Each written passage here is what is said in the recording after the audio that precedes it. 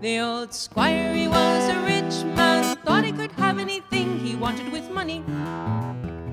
But no, no, cried the farmer's daughter, he cannot buy my heart. I will not sell my heart. But daughter dear, her father said, the squire, he will forgive our debt, and you're a maid not married yet. You would be wise to compromise and marry the squire. But no, no, cried the farmer's daughter, I'll work the land, I'm as strong as any man, I'll pay our wretched debt with my toil and my sweat, but I'll not marry the squire for his money. The old squire, he couldn't believe this. He said to the farmer, we'll plan the wedding anyway. See that your daughter changes her mind by the wedding day, or all of the debt that you owe you'll pay to me straight away. Have no fear, her father said, my daughter is as good as wed, and a fine bride she'll be. I will change her mind, you'll see. You invite the guests, and I will do the rest, you'll see. A fine bride she'll be. And so they went ahead and wrote up a wedding contract. Oh, it was very carefully worded. The squire would receive the farmer's beautiful young daughter as a bride, and in exchange, the squire would forgive all of the farmer's debt to him. Signed and sealed. As the squire left the farmhouse with the contract for the girl in his pocket, he was thinking, even if she won't agree willingly to marry me, I'll send for her on the wedding day. When she sees my riches on display, her heart will melt. I can't believe the farmer's foolish daughter could prefer a hard-working life to being a rich nobleman's wife. And so he went ahead, and he planned a sumptuous wedding. All the landowners were invited, all the royalty came, and on the day that the great affair was to take place, his house was filled with wedding guests. The bridal chamber held a wedding dress. The squire was in his Sunday best when he called for his faithful servant. He said, go to the farmer's house, my lad. What's been promised will be had. Waste no time, run there and back and ask for what's been promised. So the servant, he ran to the farmer's gate. He said, my master won't wait. You better give me what you promised him, for I must not tarry. Oh, I should tell you, the farmer never mentioned anything about the contract to his daughter. And now, on the wedding day, it was a bit late, and he felt embarrassed to tell her face to face. So he sent the servant lad in his place, saying, run to the meadow, and there, my lad, what's been promised will be had. You'll find her working at the plow. Take her with my blessings to the squire. So now the lad ran out to the meadow, and there he saw the farmer's beautiful daughter plowing the field with her favorite horse. The lad ran up to the girl and said, my master's in a hurry today. I must return without delay with what your father promised he would give him for the wedding. Wedding? Said the girl, mopping her brow. The squire's getting married? Poor girl. And what could my father have promised that wretch for his wedding? We scarcely have enough to eat with all we tithe to the manor house.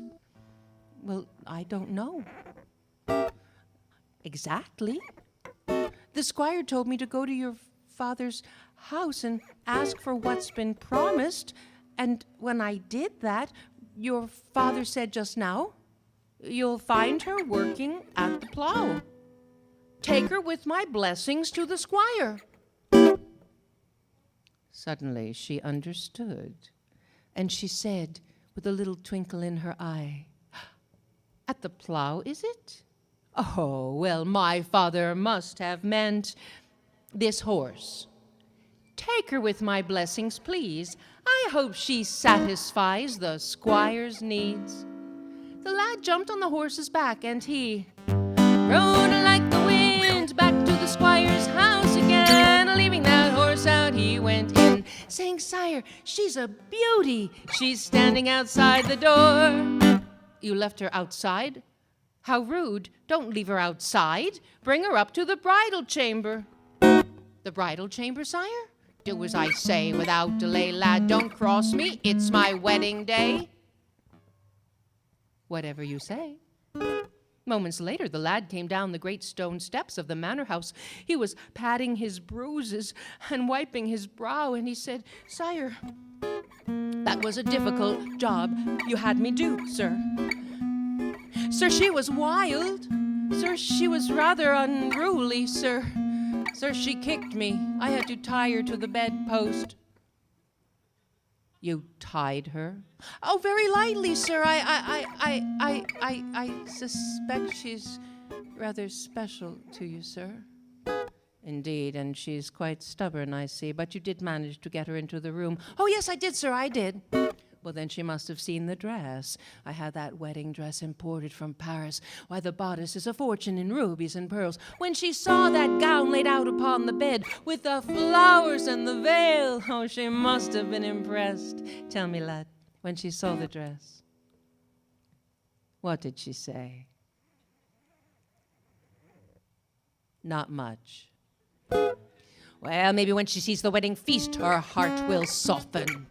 Have her dressed in the wedding gown, and when you're done, bring her down." "But sire, how can I?" "Get the handmaidens to help." And so, with the help of every single handmaiden in the great household, they did dress the horse in the wedding gown, complete with a wreath and a floral crown. They tied little ribbons in its mane and its tail, and they topped her with flowers and a wedding veil.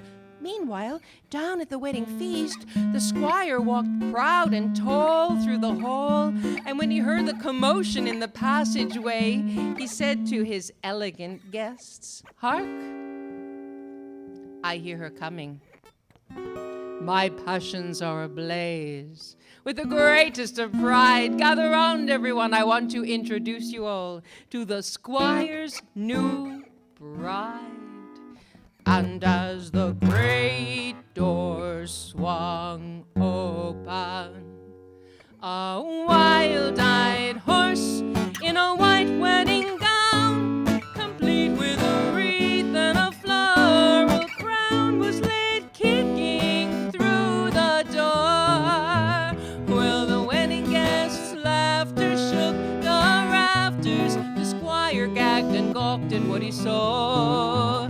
With that flowered wreath tumbling down over one eye, the horse trotted through the hall. Well, now many have told this tale since then. They say the squire never went courting again. La la la la la la la la la la la la la la.